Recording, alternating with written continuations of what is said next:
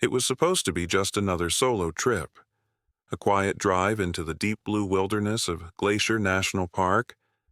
Jordan Barkley, 48, texted his sister from the west entrance. "Made it. I'll check in tomorrow." He never did.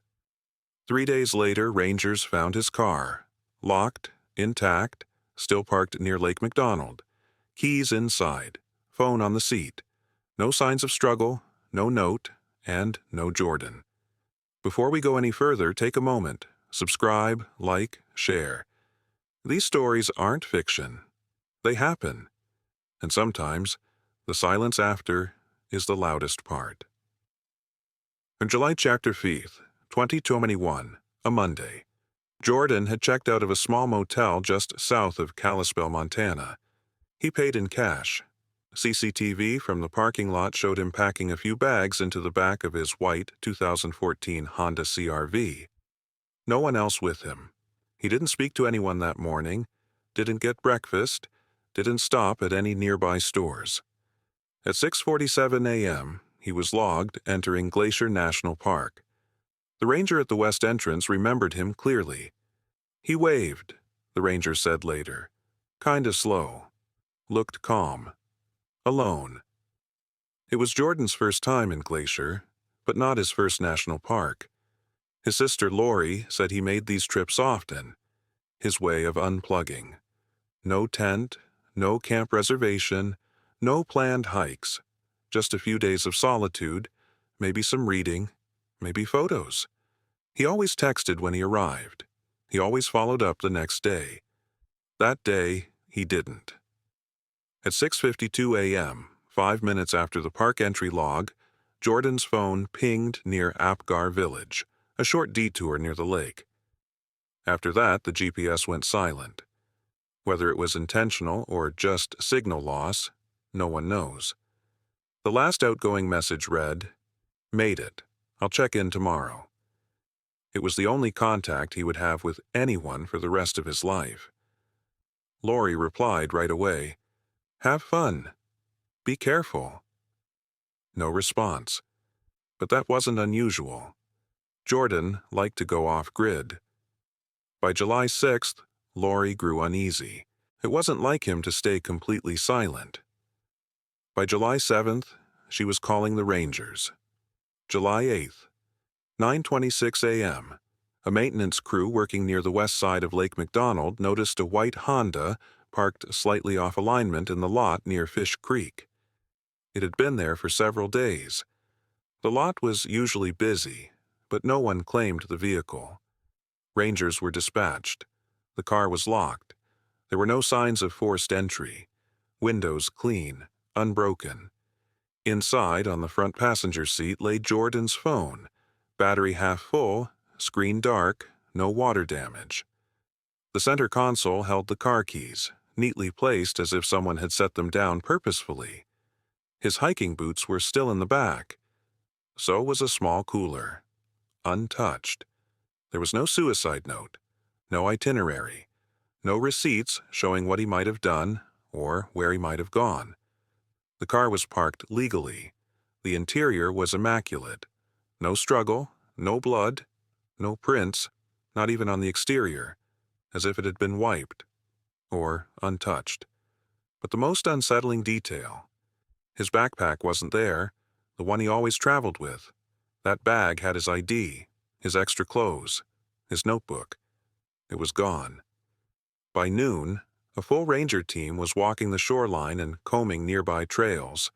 They brought dogs, used thermal drones, no footprints, no signs of a camp, not even old fire pits. Rangers questioned dozens of hikers in the area. No one had seen a man matching Jordan's description. It was as if he'd stepped out of the car and simply vanished. One local said something strange. That early morning, on July 5th, she thought she heard a vehicle stop along the main access road for a long time, just idling. "I figured someone was checking a map," she said, "but it was long, 10 minutes at least. Then they drove off again. Slow. Nothing on the cameras, nothing conclusive. At that point, the working theory was simple. Jordan parked, took his bag, went for a walk, got lost. But why leave the phone behind? Why lock the car from the outside, then stash the key inside? And why? Didn't anyone see him? This was just the beginning. They brought in a drone first, a quiet one, fixed with infrared and live relay. It hovered over the forest edge behind the parking lot at Lake McDonald, scanning the underbrush, treetops, slope lines. Nothing. No thermal signature, no sign of human movement, just trees, water, and sky. By the evening of July 8th, Jordan Barkley was classified as a missing person, but only technically. There were no witnesses, no timeline, and, most unsettling, no direction. Rangers noted one thing that didn't sit right. Jordan was an experienced solo traveler. He never left his phone. He never locked himself out of his own car. He was the kind of guy who brought backup chargers and wrote emergency contact info on the inside of his gear tags. So why leave the most essential thing behind? They opened the car carefully. Gloved, logged, no damage, no mess, everything still in its place. Phone, passenger seat, keys, console compartment, water bottle, half full, cup holder, backpack, missing, wallet, gone, but no sign of theft. Driver's seat adjusted perfectly for his height. There was no note, no sign of intention, no sign of panic, no sign of company. But one ranger paused at the handle. Driver's side. There was a faint print. Palm, not Jordan's. They ran it. Not in the system. Not Jordan's. Not a ranger. And not enough detail for a match. Still, it raised a question. Had someone else touched the car? Over the next 72 hours, the search expanded. They used dogs, boats, infrared, drones. Park volunteers covered trails up to 5 miles from the lot. Not one footprint. No torn fabric. No crushed underbrush. The backpack, if it had been dropped, was gone. No animals had disturbed the area. No one had seen Jordan. On July 10th, they expanded the search zone. Not inland, but into the lake. Divers were called in, but visibility was poor. The floor of Lake McDonald is deep, rocky, and uneven. Drops sharply. Strong undercurrents. Cold, even in summer. But if he went into the water, he would have floated. For a time. That's the thing that stuck with the dive team. If he had drowned naturally, his body would have surfaced. It always does, within 48 to 72 hours. No bubbles, no smell, no surface disturbance, nothing. The lake was silent. Jordan's family arrived on July 11th. Lori, his sister, met with the ranger captain. "He wouldn't do this," she said. "He's not careless." "He's gone before without contact?" "Yeah, but he always checked in, or left a note. He plans. He doesn't just disappear." They ran his phone for clues. Last ping, July 5th, 7:14 a.m., near Apgar. Location signal vanished after that. No calls, no messages, no data. Phone records showed nothing unusual. No incoming or outgoing calls since the text to Lori. No apps used, nothing deleted. A ranger flipped through the phone photos. Last image, the dashboard taken July 5th at 6:50 a.m., blurry, crooked, possibly accidental, possibly not. The window showed a reflection, a tree, and maybe something else. They zoomed in. No face, no clear shape, just a smear. Could have been motion, could have been nothing, could have been someone else in the car. On July 14th, the search scaled back. Officially, Jordan Barkley was a missing adult, presumed voluntarily absent. Unofficially, the Rangers didn't know what to think. Nothing about it added up. There were no suicide indicators, no signs of mental instability, no crime scene, no distress. Just a man who parked near the lake, left his essentials behind, took his bag, and ceased to exist. The trailhead behind the parking lot at Fish Creek was narrow, almost hidden by underbrush. It wasn't an official hiking trail, more like a deer path, uneven, muddy, rarely used. Rangers checked it anyway. They found nothing. They checked every trail for 5 miles around. Avalanche Lake, Snyder, Johns Lake Loop. No signs of passage, no sightings, no gear, no body, nothing disturbed, nothing touched. And then the questions started coming louder. Why bring a backpack but no boots? Why take the gear but leave the phone? Why lock the car from the outside, then stash the key inside the console? That last part didn't sit right. Jordan had no history of memory issues. He wasn't impulsive. He didn't drink. He didn't use drugs. So why lock himself out? Unless someone else did. By July 15th, the official search had crossed 38 square miles. Dive teams from Flathead County returned to the lake. Visibility was poor, less than 10 feet. But they swept the drop-offs, shelf edges, fallen logs. Side-scan sonar returned static noise and shadows. Nothing confirmed. No remains. No evidence. We checked everything a person could walk to in that gear, the search leader told reporters. There's no sign he entered the lake, no clothes, no flotation, no drag marks, and frankly, no reason he would have. But that wasn't the only thing bothering the team. A ranger, Mallory Keene, pulled records on license plate scans. West entrance, scan confirmed at 6:47 a.m., but 18 minutes later, at a secondary road 3 miles out, another scan. Same car. Heading east, then back again. 12 minutes of GPS silence. That road wasn't scenic. It wasn't a lookout. It led to a gravel pull-off in the trees. No cameras, no traffic, no reason to stop, unless someone was meeting him. The print on the car door hadn't faded. Investigators rechecked it under alternate light. Palm print, full. Too large to be Jordan's. Too wide for Lori's. Not any ranger. No hits in law enforcement databases. Not helpful, but not forgotten. Lori sat down with detectives on July 17th. Did he mention anyone before the trip? No. Anyone he was seeing? He's been alone for years. Any friends in Montana? None. Did he use online forums, hiking groups, message boards? Not that I know of. But when detectives pulled his laptop back home, they found a history of posts. Quiet, sporadic. A few Reddit comments in our solo travel, our national parks, and one DM to a user named North Heights 6, dated 2 weeks before the trip. You still around Glacier? Thinking of heading up? Reply, yeah, still here. Let me know when. First week of July.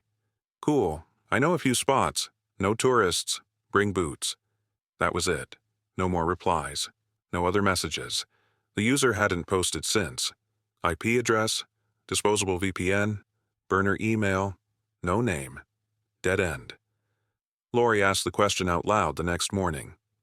Was he meeting someone? The detective didn't answer. But the pause was long. Heavy. They didn't release that message to the public. Not yet. But internally, the tone shifted. Jordan hadn't just wandered off. Someone may have been with him, or waiting for him or watching him, and they weren't leaving footprints. By late July, the search turned into a theory board, the kind with red string, pins, maps covered in tape, circles drawn in Sharpie, and more questions than answers. The official word was missing, presumed voluntary departure. Unofficially, nobody believed that anymore. Ranger Mallory Keene kept the case open. Off hours. She started tracking Jordan's online presence. She found more than the Reddit thread. Jordan had been active on 3 hiking forums in the months before his trip, always under different usernames. But the language was similar. Polite, precise, asking about Glacier, always about quiet areas, no traffic, off-grid access.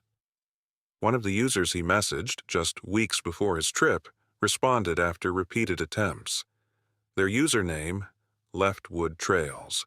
Their reply, short. I don't talk to strangers anymore. Not after what happened to the guy last summer. Keene wrote back, What guy?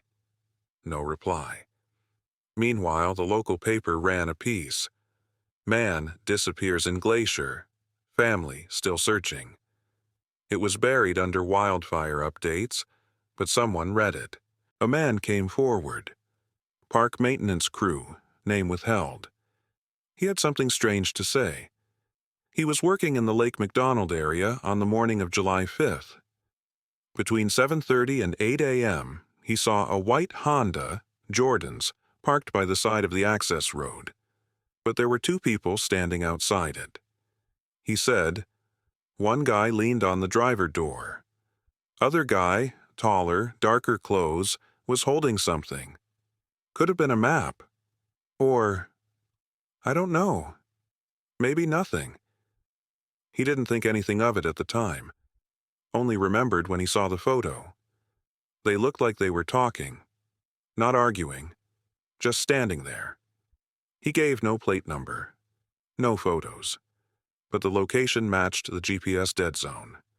12 minutes. Keene pressed for more. Was the second man older? Younger? Couldn't say. Cap on. Face turned. Still, it was more than anyone had seen before. Now it wasn't just theory. Someone else was there. Theories multiplied. Theory 1. He slipped, fell, drowned. Problem, no sign of entry, no gear, no trace, and a backpack doesn't vanish. Theory 2. Suicide. Problem, no note, no history, no signs of distress. Why buy new gear days before? Why meet someone? Theory 3. He ran. Problem, no money moved, no plane ticket, no passport use, and his phone, wallet, ID, all gone with the bag. Theory 4. Foul play. Now this had room to breathe. Someone met him. Maybe followed. Maybe arranged something. And something went wrong. The backpack haunted the investigation. What was in it? Lori confirmed. Nikon camera, field notebook, meds, chargers, compact stove, thin jacket, a photo of their parents, laminated. None of it ever found. Not on trails, not at pawn shops, not online resale. Nothing surfaced. Almost like whoever had it didn't need to sell. Keene tried everything. Facial recognition, rental car scans, CCTV from gas stations. Nothing. But there was one glitch. A single traffic cam, east of the park, showed a white Honda CR-V matching Jordan's car. Timestamp, July 5th, 8:31 a.m., 15 minutes after his known location. The car was moving, but the driver wasn't Jordan. Wrong build, wrong clothes. The image was blurry. No plate visible, but it wasn't Jordan. Then where was he? That question became a loop, a circle. Someone met him. Someone drove the car. Someone walked away. But not Jordan. He never left. Not really. And still, there was no body, no backpack, no sound, no final word. August came, then September, and Glacier Park moved on. Tourists returned. The air cooled. Smoke from western wildfires drifted high above the tree line like a second sky. And Jordan Barkley's case faded. Not officially, but in the way all unresolved things eventually do. The parking lot at Fish Creek was repainted. The ranger who first opened his car door transferred to Arizona, and the file was reclassified as inactive pending new evidence. But for Lori, nothing was inactive. She called. Every week. She emailed Ranger Mallory Keene twice a month. She asked questions the case file could no longer answer.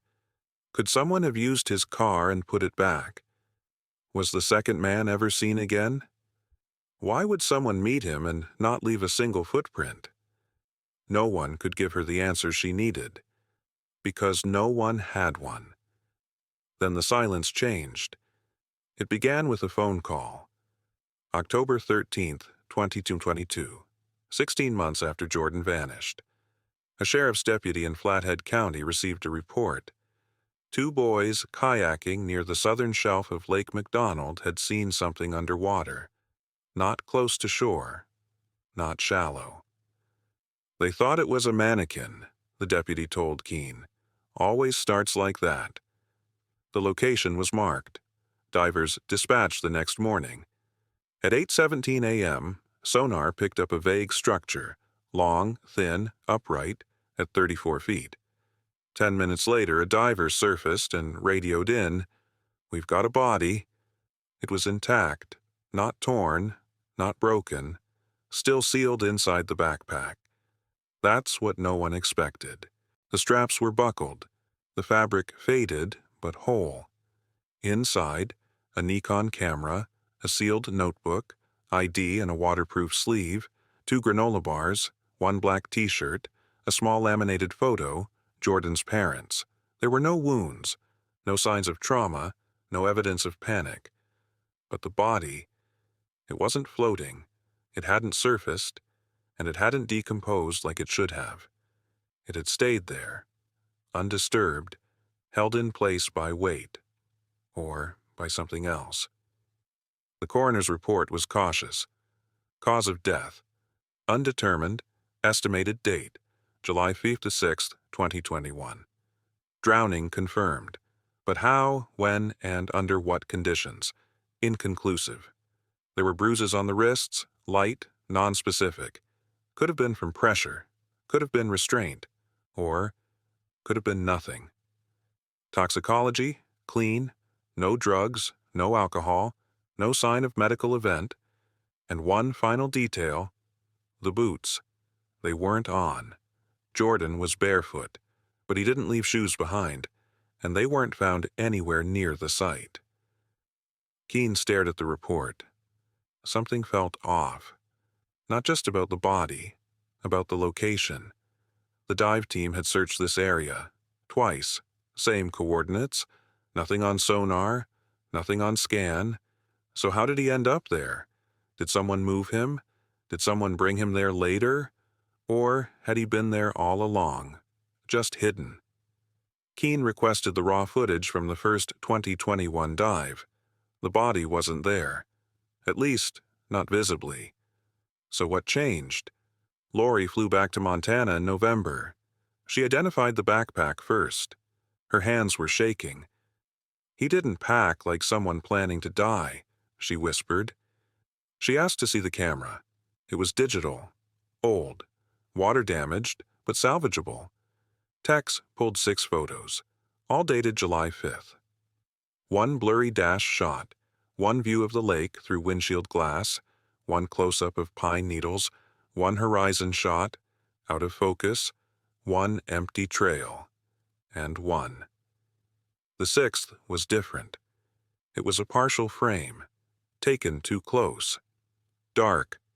At first it looked like the inside of the bag, but in the corner, a shape, pale, flesh-toned, thumb, forearm, shoulder, no one could say. The photo was logged, archived, and passed to analysis. But for Lori, it was enough. "He wasn't alone," she said again.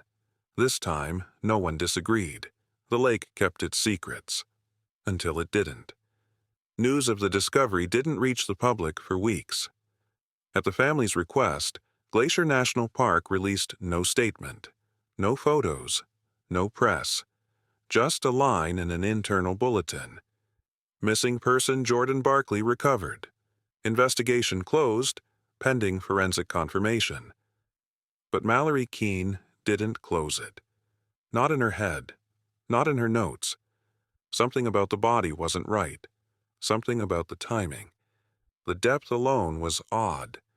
Jordan was found at 34 feet, not deep enough to vanish from sonar, but deep enough that surface drift should have pulled him toward shore. But the shoreline team in 2021 found nothing. Divers found nothing. Sonar sweeps found nothing. And now he was there, in full gear, pack sealed, body intact, as if placed. But that wasn't all. There was the position. Jordan wasn't floating, he wasn't tangled, he was upright, knees slightly bent, arms close to his sides, and his eyes were open. Keene stared at the dive report for hours. She called the forensic team twice. "Are you sure he was there the whole time?" "Ma'am, we checked that shelf. Repeatedly. He wasn't there." "Then how do you explain—" "We can't." The backpack contents were logged.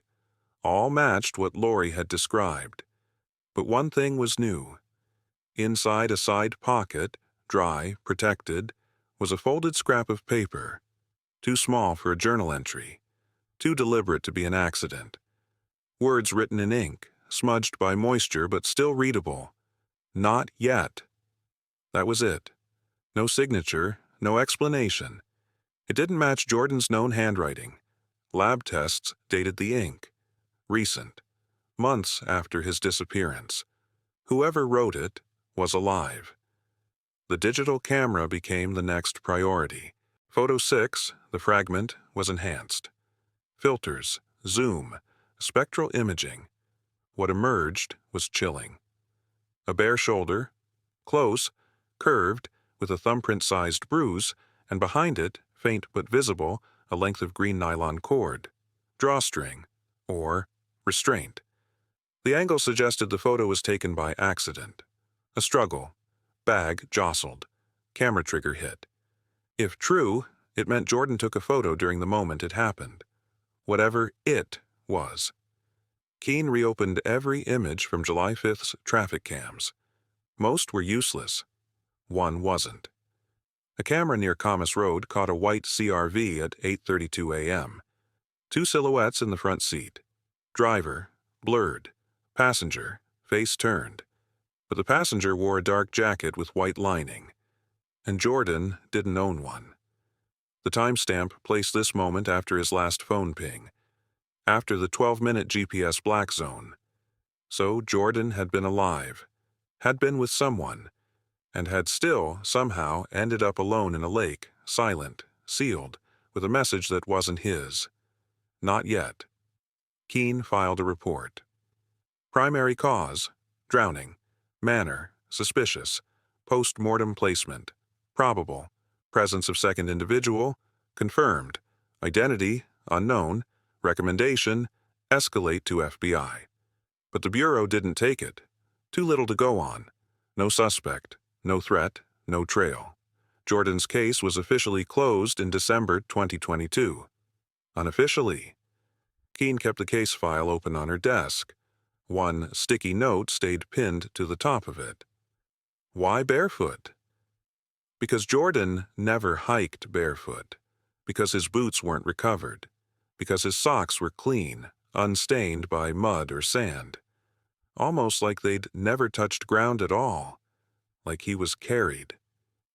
The ground was frozen by the time Lori packed the last of Jordan's things into her car. She'd waited 16 months for his return, 2 more for the autopsy, and now a final week to retrieve what little was left. The Rangers gave her the bag, the camera, the notebook, and the sealed report. They didn't give her the message. The note, "Not yet," was kept in evidence, classified.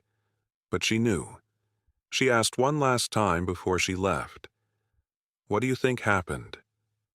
Mallory Keene stood in silence, then said, "I don't think he meant to die. There's no memorial plaque near Lake McDonald, no sign, no marker, but visitors still ask sometimes, the ones who remember the article or read the forums. Wasn't there a guy who disappeared here? There was, and there still is, because something in the story doesn't close. It folds inward, like a trap." In January 2023, long after the case was archived, a junior analyst in Helena, Montana, reviewed the digital archive. He was auditing location data from traffic cams. Routine. One entry didn't match. On the morning of July 5, 2021, at 6:51 a.m., a highway cam facing west toward the park recorded a vehicle parked on the shoulder. White Honda CRV, engine running. Hazard lights on. Two doors open, no one inside. This wasn't part of the official record. The time, 6:51, was exactly 4 minutes after Jordan's phone pinged near Apgar. But that location was east, opposite direction, which meant either the GPS was wrong or someone else was in control of the phone. The cam footage was time-stamped, backed up, and deleted in the original report. Not overwritten, manually erased. The junior analyst flagged the file, sent a request for metadata. But by the time the chain of review reached Keene's old station, she was already gone, transferred, voluntarily. Some say burned out. Others say something changed after she saw the body. No one could confirm. In May 2023, a man posted on an obscure survivalist message board. Thread title, Strange Things in Glacier NP. User, Nowhere North content. If you meet someone out there who offers to show you the old trails, don't follow, especially if they know your name. He posted only once. Account deleted 3 hours later. The message was archived, copied, shared. Some say it was a hoax. Others swear it was real. No IP found. No trace. And then, in July, 2 years exactly since Jordan Barkley disappeared, a ranger found something lodged in a tree knot along the Fish Creek Trail. It was small, wrapped in waxed paper. Inside, a shoelace, double-knotted, and a tag, weathered, faded, still legible, Barkley, J10, 12 Men's LL, Bean. It was his boot. Just one. The other was never found. Today, his case remains closed, but his family doesn't call it that. They call it something else. They call it unfinished. Because Jordan Barkley didn't go to Glacier Park to die. He went to be alone. And someone was waiting.